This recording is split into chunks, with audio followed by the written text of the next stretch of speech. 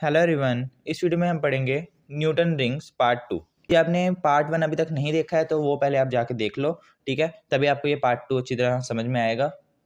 Part 1 के case में हमने रिफ्लेक्टेड सिस्टम के लिए मिनिमा और मैक्सिमा की कंडीशंस निकाली थी और डायमीटर निकाला था ब्राइट रिंग और डार्क रिंग के लिए। तो ट्रांसमिटेड सिस्टम में भी यही करेंगे। पहले हम मैक्सिमा और मिनिमा की कंडीशन निकालेंगे, फिर हम डार्क रिंग और ब्राइट रिंग का क्या निकालेंगे, डायमीटर निकालेंगे दोनों के लिए, ठीक है। और जब आप कोई वीडियो को देखते हो ना, तो उस वीडियो को आप कंप्लीटली देखा करो, ताकि आपको जो वो वीडियो है अच्छी तरह समझ में आ जाए, ताकि आपका कोई भी पॉइंट बीच में से मिस ना हो, ठीक है। तो ट्रांसमिटेड सिस्टम की हम बात करते हैं।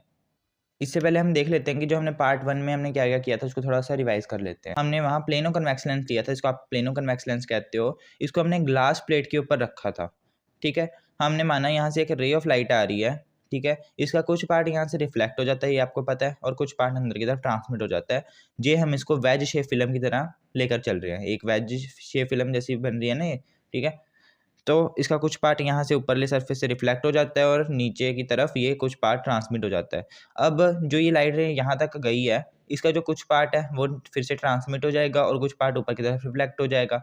अब जो ये ऊपर गई है रे, इस सरफेस इसका जो कुछ पार्ट है नीचे की तरफ रिफ्लेक्ट हो जाएगा और कुछ पार्ट ऊपर की तरफ ट्रांसमिट हो जाएगा। अब ये यहाँ तक पहुँच गई है। अब यहाँ से इसका जो कुछ पार्ट है नीचे की तरफ क्या हो जाएगा, ट्रांसमिट हो जाएगा और कुछ पार्ट ऊपर की तरफ रिफ्लेक्ट हो जाएगा, वो मैंने नहीं दिखाया, ठीक है। अब जो ये दो रेज हैं, ये सुपर इम्पोज करके आपको डार्क और ब्राइट फ्रिंजेस देती हैं। ये जो रेज हैं ये आपको सुपर इम्पोज होके डार्क और ब्राइट फ्रिंजेस देती हैं, ठीक है। हमने डेरिवेशन करने के लिए या फिर डायमीटर निकालने के लिए हमने इसको थोड़ा सा ऐसे माना कि ऐसे रे आ रही है, ठीक है। बट न्यूटन रिंग की जब आप फॉर्मेशन करना चाहते हो, रिंग्स बनाना चाहते हो, तो उसके लिए आपको लाइट को ऐसे नॉर्मली इस प्लेनो कन्वेक्स लेंस के ऊपर इंसिडेंट करना पड़ेगा, ठीक है। तो ये तो डेरिवेशन के लिए आपको समझ आ जाए, ठीक है। इसके लिए इसको ऐसे किया गया है ताकि डेरिवेशन करने में हेल्प हो।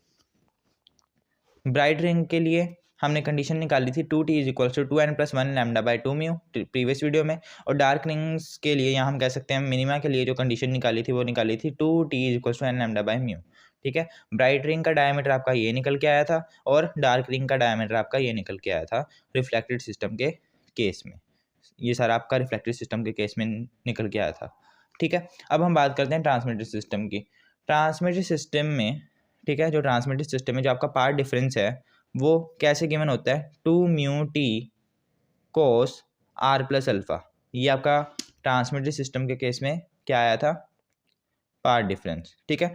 जी आप रिफ्लेक्टेड सिस्टम की बात करो तो आप यहाँ से देख सकते हो कि जी आप इसको मीडियम लेके चलते हो, ठीक है। वैसे फिल्म आपने पढ़ी थी, है ना, वैसे फिल्म आपने पढ़ी थी। जे ये एक मीडियम है, ठीक है। ये डेंसर मीडियम है अंदर वाला और बाहर वाला रेयरर मीडियम है। तो ये रे ऑफ लाइट जो यहाँ आती है तो यहाँ से इसका कुछ पार्ट क्या हो जाता है, रिफ्लेक्ट हो जाता है, ठीक है। तो यहाँ से ये ऊपर की तरफ रिफ्लेक्ट हुआ है, इसका मतलब, और कौन से सरफेस से रिफ्लेक्ट हुआ है, इस सरफेस से। और ये सरफेस कौन से मीडियम का है, डेंसर मीडियम का। जब भी रे ऑफ लाइट किसी डेंसर मीडियम से रिफ्लेक्ट होती है तो वो लैम्डा बाई 2 का पाथ उसमें मतलब कि ऐड हो जाता है, ठीक है। लैम्डा बाई 2 का पाथ उसमें ऐड हो जाता है, यहाँ पाई का फेस डिफरेंस आ जाता है, ठीक है। ये आपने पढ़ा था। पर बट ट्रांसमिटेड सिस्टम में ऐसा नहीं है। ट्रांसमिटेड सिस्टम में यहाँ कोई भी ऐसी लाइट नहीं है जो डेंसर मीडियम से रिफ्लेक्ट हो रही हो, ठीक है। तो ट्रांसमिटेड सिस्टम में ऐसा नहीं है, इसलिए हम ट्रांसमिटेड सिस्टम में लैम्डा बाई 2 का जो पाथ है वो इंट्रोड्यूस नहीं करते, ठीक है। आपने देखा होगा रिफ्लेक्टेड सिस्टम में हम क्या करते हैं, पार्ट डिफरेंस को कैसे लिखते हो, जैसे कि आपके पास पार्ट डिफरेंस आया 2μt cos r plus alpha, ये आपका ऑप्टिकल पार्ट डिफरेंस आता है, ठीक है। इसमें आप क्या करते हो, यहाँ तो लैम्डा बाई 2 प्लस कर देते हो या लैम्डा बाई 2 माइनस कर देते हो। ऐसे आपने करा था जो आपने इंटरफेरेंस इन थिन फिल्म में भी पढ़ा हो और वैश शेप फिल्म भी आपने देखी हो, तो ऐसे ही आप करते थे, ठीक है। तो हमें पता है कि जब ब्राइट फ्रिंज का केस निकालते हैं हम, तो ये वाली टर्म को हम किसके इक्वल रख देते हैं, ब्राइट फ्रिंज के केस में 2μt cos r plus alpha minus lambda by 2 को हम किसके इक्वल रख देते हैं, एन लैम्डा के इक्वल रख देते हैं। तो हमारे पास क्या वैल्यू हो जाती है, 2μt cos r plus alpha की वो आ जाती है एन लैम्डा, ठीक है, प्लस लैम्डा बाई 2। इस लैम्डा बाई 2 को उधर लेके और यहाँ से मैं 2n को मतलब कि लैम्डा बाई 2 को कॉमन लूँ तो आपके पास क्या आ जाता है, 2μt cos r plus alpha is equals to 2n+1 lambda by 2, ठीक है। तो ये आपकी कंडीशन निकल आती है ब्राइट फ्रिंज के केस में, जो कि हमने प्रीवियस वीडियो में निकाली थी, ठीक है। जो मैंने जो सीधा लिख दी थी, ठीक है, क्योंकि वो हम वेज शेप फिल्म में निकाल चुके थे। मैं आपको दिखा भी देता हूँ। ये वाली कंडीशन आपने रखी थी ना, 2 mu t cos r plus alpha is equals to 2n+1 lambda by 2, ये पार्ट डिफरेंस को इसके इक्वल रख दिया था सीधा, है ना।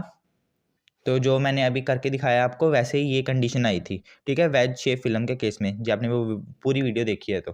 क्योंकि ये हम रिफ्लेक्टेड सिस्टम का केस निकाल रहे थे ये वाला, और ये डेंसर मीडियम से यहाँ से रिफ्लेक्ट हुई थी लाइट, इसलिए ये कंडीशन हमारी 2n+1 लैम्डा बाई 2 के इक्वल आती है। नहीं तो आपको पता ही है कि ब्राइट फ्रिंज के केस में जो आपका जो पार्ट डिफरेंस होता है, ठीक है, पार्ट डिफरेंस उसको हम एन लैम्डा के इक्वल रखते हैं, ठीक है, बट यहाँ पार्ट डिफरेंस आपका 2n+1 लैम्डा बाई 2 के इक्वल आ रहा है। ऐसा क्यों? क्योंकि इस हमने 2 mu t cos r plus alpha में लैम्डा बाई 2 माइनस किया था, जो उधर जाके इसमें प्लस हो गया, और सोल्व करके हमारे पास ये वैल्यू आ गई, जो ब्राइट फ्रिंज की कंडीशन बन गई, ठीक है। तो ये इसलिए ऐसा हुआ यहाँ, क्योंकि यहाँ डेंसर मीडियम से रिफ्लेक्ट हो रही थी रिफ्लेक्टेड सिस्टम के केस में, बट ट्रांसमिटेड सिस्टम के केस में यहाँ ऐसा नहीं हो रहा, कोई भी लाइट यहाँ से रिफ्लेक्ट नहीं हो रही डेंसर मीडियम से। इसलिए जो ट्रांसमिटेड सिस्टम है उसमें जो पार्ट डिफरेंस होता है, जो ये वाला पार्ट डिफरेंस है 2 mu t cos r plus alpha, ये किसके इक्वल होता है? एन लैम्डा के इक्वल। किसके लिए? For bright fringe, for bright fringe, ठीक है। ब्राइट फ्रिंज के लिए आपके पास जो पार्ट डिफरेंस होता है 2 mu t cos r plus alpha, उसको हम किसके इक्वल लेते हैं? एन लैम्डा के इक्वल लेते हैं, ठीक है। बट रिफ्लेक्टेड सिस्टम में वो किसके इक्वल था? 2n+1 लैम्डा बाई 2 के इक्वल था, ठीक है। यहाँ क्योंकि वहाँ डेंसर मीडियम से रिफ्लेक्ट हो रही थी, पर यहाँ लाइट जो ट्रांसमिटेड सिस्टम में डेंसर मीडियम से रिफ्लेक्ट नहीं हो रही, इसलिए 2 mu t cos r plus alpha किसके इक्वल है? एन लैम्डा के इक्वल है ब्राइट फ्रिंज के केस में, ठीक है। अब देखिए न्यूटन रिंग्स कब बनती हैं? जब हम ये ray of light normally incident हो, ठीक है, इसके ऊपर नॉर्मली फॉल करें इस कन्वेक्स लेंस के ऊपर, ठीक है। इसलिए नॉर्मल इंसिडेंस के लिए, फॉर नॉर्मल इंसिडेंस, आपकी जो ये कोस आर प्लस अल्फा की वैल्यू जो होती है वो क्या होती है? 1 के इक्वल होती है, ठीक है। तो आपके पास 2 म्यू टी किसके इक्वल आ जाएगा? एन लैम्डा के इक्वल। आपको वैल्यू किसकी निकालनी है? 2t की, वो आ जाएगी एन लैम्डा बाई म्यू। तो ब्राइट फ्रिंज के लिए आपके पास कंडीशन क्या आ गई? 2t is equals to N lambda by mu आ गई, ठीक है। और आपने पार्ट 1 को देख रखा है, पार्ट 1 में हमने 2t की एक और वैल्यू निकाली थी सर्कल की प्रॉपर्टी का यूज़ करते हुए, वो मैं आपको दिखा देता हूँ।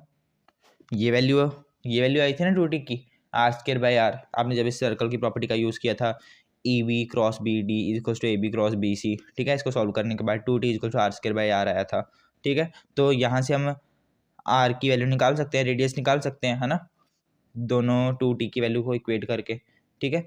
तो हम साथ के साथ ही हम ब्राइट फ्रिंज के लिए, जब ब्राइट रिंग के लिए हम रेडियस निकाल ही देते हैं।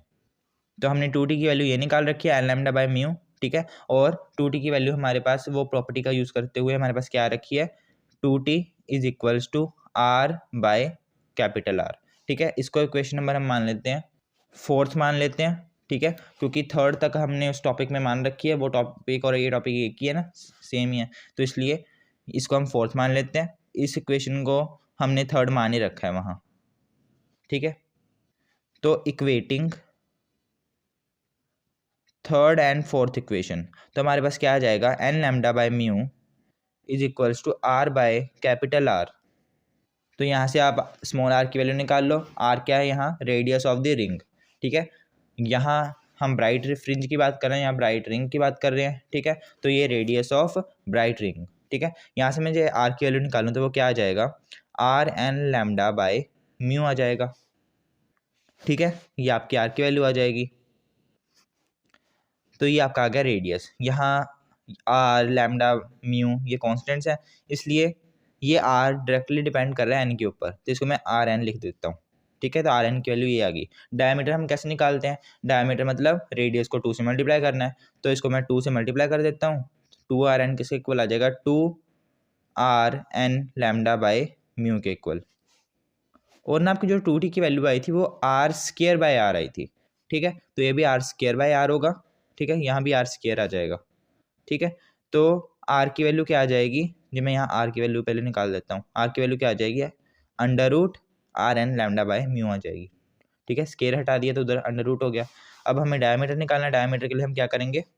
इसको 2 से मल्टीप्लाई कर देंगे, तो 2 आर एन किसके इक्वल आ जाएगा? 2 under root are N lambda by mu के इक्वल आ जाएगा, ठीक है। ये आ गया हमारा डायामीटर, ठीक है। 2n को मैं क्या लिख देता हूँ, d लिख देता हूँ, dn diameter of bright ring, ठीक है, इज इक्वल टू 2 को मैं अंडर रूट के अंदर मल्टीप्लाई कर देता हूँ तो ये आ जाएगा 4rn lambda by mu under root. तो ये आपका डायमीटर आ गया किसका, ब्राइट फ्रिंज के केस में, ठीक है। अब हम डायमीटर निकालते हैं डार्क फ्रिंज के केस में। तो फॉर डार्क फ्रिंज के लिए आपको पता है जो आपका पार्ट डिफरेंस होगा 2μt cos r plus alpha, वैसे फिल्म में हमने ये निकाला था पार्ट डिफरेंस। तो ये ट्रांसमिटेड सिस्टम की बात हो रही है, तो ट्रांसमिटेड सिस्टम में ये जो आपकी वैल्यू होती है वो होती है 2n+1 लैम्डा बाई 2 के इक्वल होती है, ठीक है। फॉर नॉर्मल इंसिडेंस के केस में क्या होगा, 2μt जो है वो किसके इक्वल आ जाएगा, 2n+1 लैम्डा बाई 2 के इक्वल आ जाएगा, ठीक, क्योंकि कोस r plus alpha normal incidence के केस में 1 हो जाता है, ठीक है। तो 2μt किसके इक्वल आ गया, 2n+1 लैम्डा बाई 2 के इक्वल आ गया, ठीक है। यहाँ से मैं 2t की वैल्यू निकाल लूँ तो वो क्या आ जाएगी, 2n+1 लैम्डा बाई 2μ आ जाएगी, ठीक है। जो ये 2t की वैल्यू है डार्क फ्रिंज के लिए हमने ये निकाल दी, ठीक है। और एक 2t की वैल्यू हमारे पास क्या रखी थी, जो हमने सर्कल की प्रॉपर्टी का यूज़ करके निकाली थी, वो क्या निकाली थी, 2t is equals to are square by capital R, ये निकाल रखी थी। तो इस वैल्यू को और इस वैल्यू को जब हम इक्वेट कर देंगे तो वो क्या आ जाएगा, 2n+1 lambda by 2μ is equals to are square by capital R, ठीक है। तो यहाँ से आर की वैल्यू क्या आ गई, आर स्क्वायर की वो क्या आ गई, आर लैम्डा 2n+1 अपॉन 2μ आ गई। आर की वैल्यू यहाँ से क्या आ गई, under root capital R into lambda 2n+1 upon 2μ आ गया, ठीक है। आर आपका डिपेंड कर रहा है एन के ऊपर, तो इसमें आर एन लिख दूँ, यहीं आर एन लिख देता हूँ, ठीक है। ये आपका आ गया रेडियस किसका, डार्क रिंग का, ठीक है। जो हम डायमीटर निकालें डार्क रिंग का तो वही बात है, डी एन निकालना है। डी एन क्या होता है, 2 इंटू रेडियस, मतलब 2 इंटू ये वाली पूरी टर्म,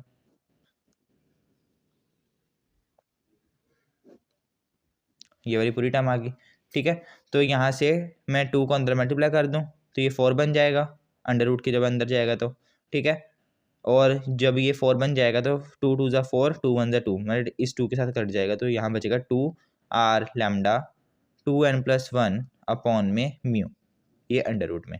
तो ये आपका आ गया डायमीटर किसका, डार्क फ्रिंज का, या फिर हम कैसे, सॉरी डार्क रिंग का, यहाँ आप रिंग कर लेना। तो डार्क रिंग के केस में आपके पास डायमीटर क्या आता है, ये आता है। ब्राइट रिंग के केस में आपके पास डायमीटर क्या आता है, ये आता है, ठीक है। तो ये था आपका ट्रांसमिटेड सिस्टम के लिए आपको कैसे ब्राइट फ्रिंज की कंडीशन निकालनी है, और साथ के साथ मैंने उसका डायमीटर भी आपको निकलवा दिया, ठीक है। ऐसे ही डार्क फ्रिंज की कंडीशन कैसे निकालनी है और उसका डायमीटर भी कैसे साथ के साथ हमने निकाल दिया। एक बात और, यहाँ हम प्लेनो कन्वेक्स लेंस के ऊपर मोनोक्रोमेटिक सोर्स ऑफ लाइट को फॉल करवाते हैं, ठीक है। पर जो हम मोनोक्रोमेटिक सोर्स ऑफ लाइट को यहाँ फॉल ना करवाएं, इसकी जगह हम वाइट लाइट को यहाँ फॉल करवाते हैं, तो क्या होगा, तो देखिए जब आप यहाँ वाइट लाइट को यहाँ फॉल करवाओगे न्यूटन रिंग के ऊपर, तो आपको पता है कि जो वाइट लाइट होती है उसके अंदर बहुत सारे कलर्स होते हैं, डिफरेंट कलर्स होते हैं, डिफरेंट वेवलेंथ्स के, ठीक है। और आपको पता है कि आप यहाँ से देखो भी एक्सप्रेशन से, तो आपका जो डायमीटर है वो डिपेंड करता है लैम्डा के ऊपर, ठीक है, मतलब कि लाइट की कैसी वेवलेंथ है उसके ऊपर। और वाइट लाइट में बहुत सारी वेवलेंथ्स होती हैं, ठीक है, एक से ज़्यादा वेवलेंथ्स होती है, मल्टीपल वेवलेंथ्स होती हैं, ठीक है। इसलिए जब आप वाइट लाइट का यूज़ करोगे मोनोक्रोमेटिक सोर्स ऑफ लाइट की जगह, तो आपको जो रिंग्स देखने को मिलेंगी वो आपको कलर्ड रिंग्स मिलेंगी, ठीक है। यहाँ तो आपको ब्राइट और डार्क रिंग्स देखने को मिल रही थी, पर जब वाइट लाइट का यूज़ करते हैं तो आपको कलर्ड रिंग्स देखने को मिलेंगी, ठीक है। और वो भी आपको ऐसे नहीं कि जैसे यहाँ आपको मिल रही हैं, ठीक है, कि आपको दूर, मतलब कि दूर तक भी देखो तो आपको दूर तक भी रिंग्स दिखाई दे रही हैं, ठीक है, जो ऑर्डर्स बढ़ता जा रहा है रिंग्स का।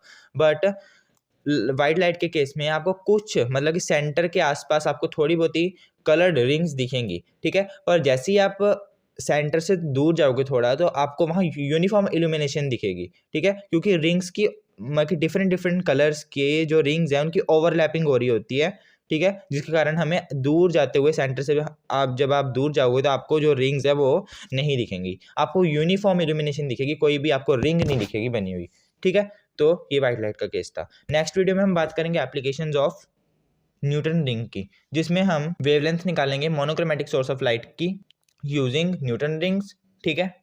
और फिर हम फाइंड आउट करेंगे रिफ्रैक्टिव इंडेक्स किसी भी ट्रांसपेरेंट लिक्विड का न्यूटन रिंग का यूज़ करते हुए।